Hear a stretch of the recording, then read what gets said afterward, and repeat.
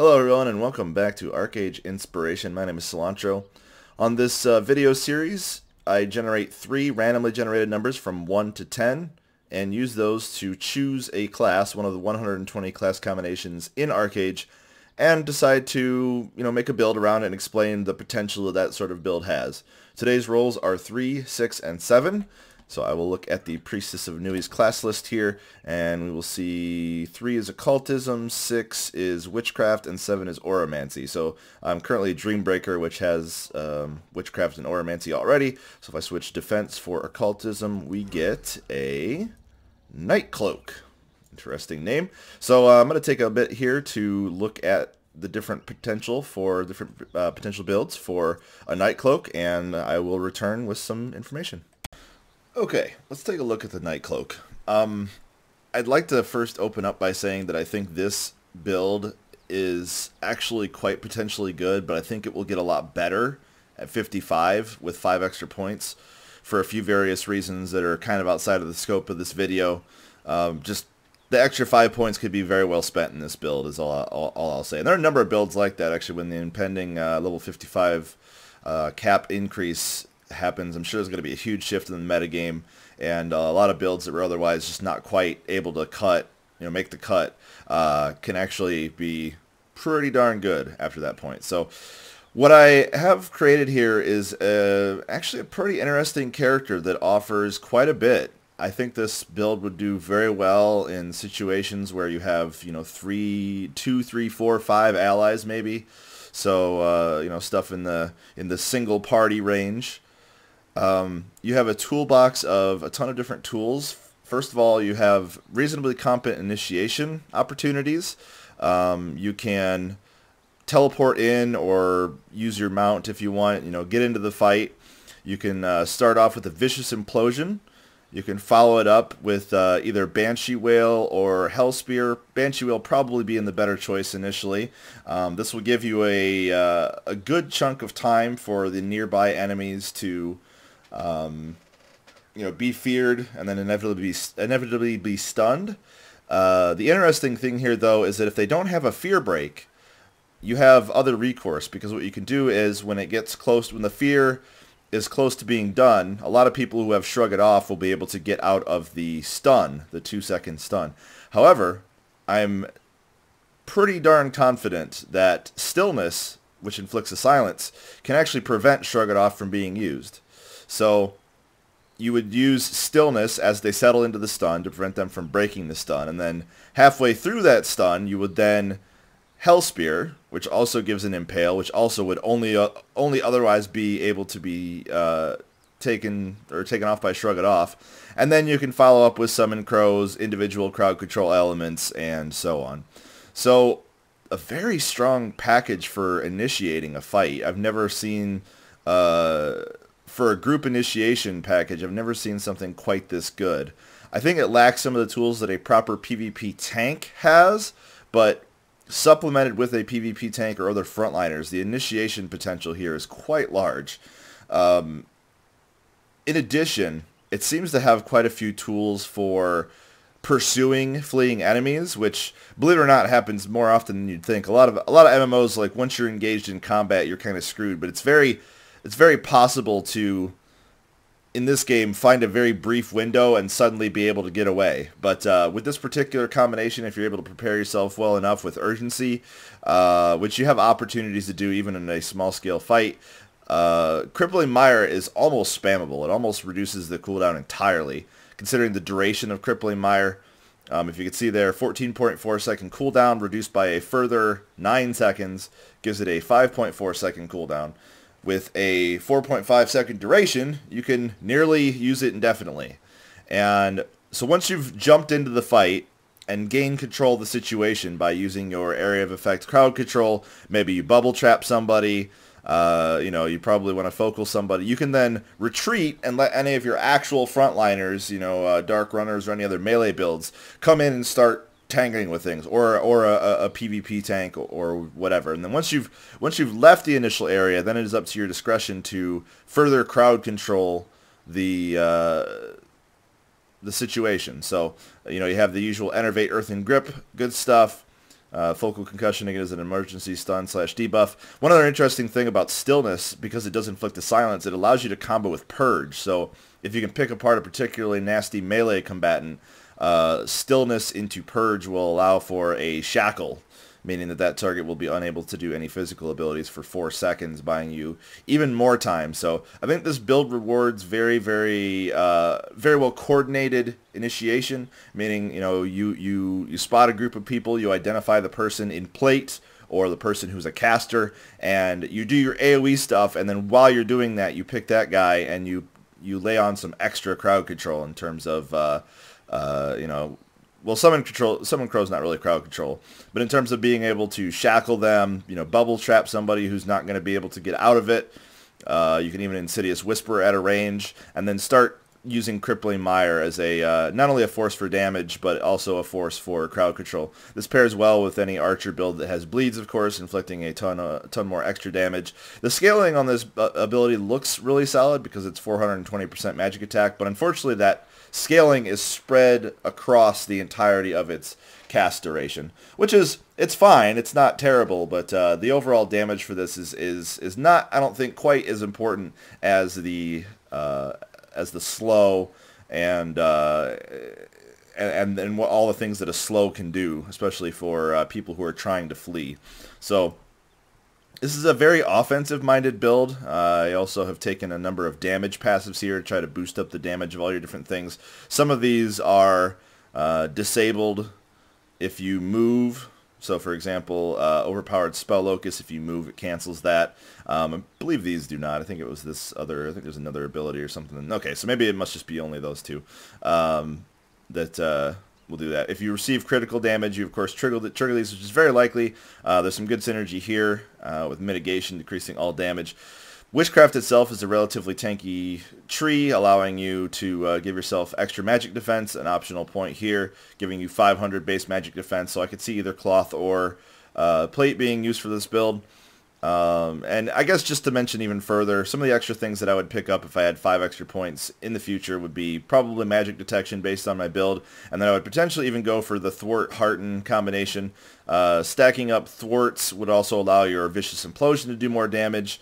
Comet's Boon is an option to help initiate, so you would use Comet's Boon to do a little bit of damage, move yourself forward, do your fun initiation stuff, and then go ahead and retreat out with Teleport and start doing all of your things. So I'm going to go ahead and record a little bit of footage of some of the combinations in action, so I'll see you in a second. So before I get into actually showing a few of these combinations off, I did want to go over a few things that I actually realized I forgot. Some of these choices in Occultism may seem a little odd. If you're familiar with the Occultism tree, not very many people will actually take Mana Force nor Telekinesis. Mana Force is an interesting one because what you can do with it is get into a situation, do your initiation, and if you see somebody who otherwise should be ejected from the party, I suppose, Mana Force will knock them back quite a bit. In addition, it deals a moderate amount of damage, but it also restores a lot of mana for you, which can be a boon if you don't have a ton. If it's a very long, protracted fight, it will allow you to do that. You'd be surprised how many situations will arise when you are fighting on the edge of a cliff or something, and you can mana force somebody off. In addition, if you are doing naval combat with this sort of build, you could potentially pick up Dahuta's Breath to allow to push people off of boats, as well as mana force. In addition, Banshee Whale is phenomenal for pushing people around if they are on a boat. Oftentimes they'll just stumble right off. So this actually has a lot of potential for a naval build. Even things like Telekinesis, if you're being chased by somebody, you can usually use Telekinesis to remove somebody from the harpoon of a ship, or otherwise just keep somebody in control, or pick somebody up off of an enemy ship and throw them in the water. You can also use Telekinesis on land. If you have a steady amount of crowd control and you want to make sure that somebody doesn't get away from you, the only way you can break Telekinesis is, I believe there's one PvP cloak that can do it, and I know that Bondbreaker and the Battle Rage tree can break it. Otherwise, the only way to stop it is to silence the caster or otherwise interrupt the caster. So that's it. So if you can stay in the back after you've done your little party train, Telekinesis can keep somebody busy for quite some time. The nice thing about Telekinesis, as opposed to a lot of the other crowd control elements, is that when you are channeling it, when you're casting it, the target can be damaged. Most long-form crowd control, as soon as they take some damage, they pop out of it. So sleeping, lassitude, which I think is technically a sleep, bubble trap, even Mud Hand, all of these things, Earthen Grip, all of these things are broken.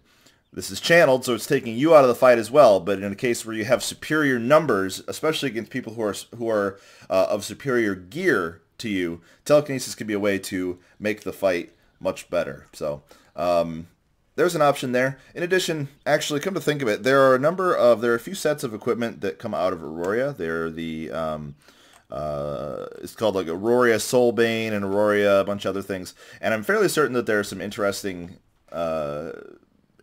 gear interactions with those. I know one of the pieces, I believe it's the Aurora Occultism Chest, eliminates the cooldown for telekinesis. Now, if you cast telekinesis on somebody, and I'll go ahead and demonstrate it here. Heck, I didn't even have it on my bar. Oh no, there it is. Okay, I'm an idiot. If you cast telekinesis on somebody, it will actually give them an immunity to it. If you jump out, as you can see, telekinesis immunity. This target can no longer be hit with the same spell. But if you have no cooldown, you can immediately swap to somebody else and keep them busy as well. So if somebody does manage to get out by breaking some sort of crowd control, you're now able to stick with the actual chain even longer. So as you can see, just kind of comboing my abilities, you have a lot of potential to keep things crowd controlled. I would recommend against using Summon Crows until you're absolutely sure you are finished with all of your abilities, because it has some negative synergy, because it is a damage over time spell in an area of effect. Granted, it's only 5 seconds.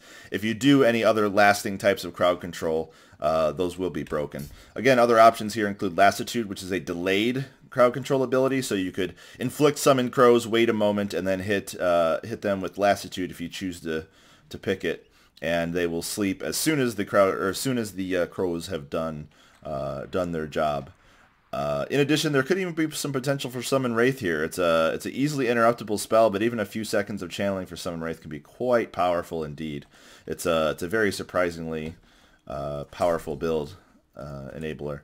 But you have to be very careful about it, for sure. You don't want to leave yourself out in the open too much. You don't have a lot of defensiveness in this build. You know, a few aspects of witchcraft, and that's really about it. So, got to be very careful about that.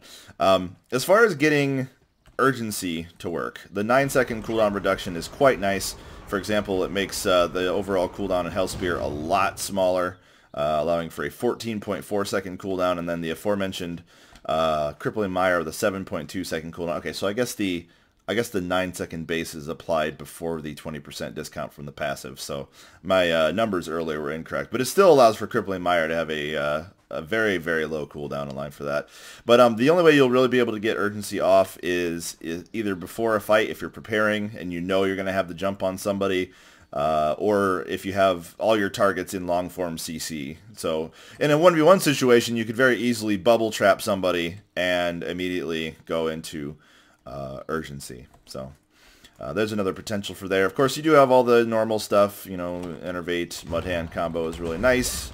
Good heal, good ranged effect. If you want more heals, you can also pick up Absorb Life Force, which is a heal. The damage isn't super phenomenal, but it will heal you a little while and also give you some extra damage into the equation. And then, of course, we have, like I said, our standard things there. We can do a Fear. We can Silence towards the end of it, and then Shackle. So now the bear can't do anything. He's also stunned if he has stun immunity. We can do that. Hellspear there. Blink Away if we so wish, and then do a Summon or Crippling Mire to inflict the last little bit of damage on the mob. One other interesting thing is the interactions between Mana Force. As I mentioned earlier, you can of course do either of your Fear attacks and then Mana Force the target away. So just as an example, let's find an isolated bear. There we go. Hello, Mr. Bear. I will go ahead and use Insidious Whisper. This will fear the target, and then I can immediately push him away and blink in the opposite direction. You can see the fear actually continues to tick in, so my blink wasn't quite off cooldown there, but it can be used to have a clean getaway in a situation where you find somebody getting the jump on you. You can do something like that, do the Banshee Wail as an initial fear, and then use this to gain a little bit more distance. Of course, this is now on cooldown as well, but Insidious Whisper, or you could Mud Hand and Mana Force them away, blink away, and then get on your glider. So this build actually has a decent amount of, I wouldn't call it maneuverability, but movement affecting options between between your Vicious Implosion, between your Mana Force, again, the potential for Dehuda's Breath if you decide to pick that up. So I'm actually pretty impressed by this package. This has a lot more going for it than I initially realized. And a lot of customization options. I mean, I would consider Telekinesis to not be super vital to the build. Even the cooldown reduction may not be that important, so you could trim down this package a little bit, maybe only pick up a few damage passives, but otherwise ignore Urgency, ignore Death's Beckoning, and allow you to put more points into Auramancy, even potentially getting the Witchcraft 10-point, Dehuda's Breath, Lassitude. Lots of options here, and I encourage you guys, if you have these classes, to check this one out, because I think this will be a lot of fun. In fact, I think later tonight I'm going to go pirating on the open seas and see how this can do. Either way, that's all I had to say about this class. I'll see you next time for some more ArcheAge inspiration.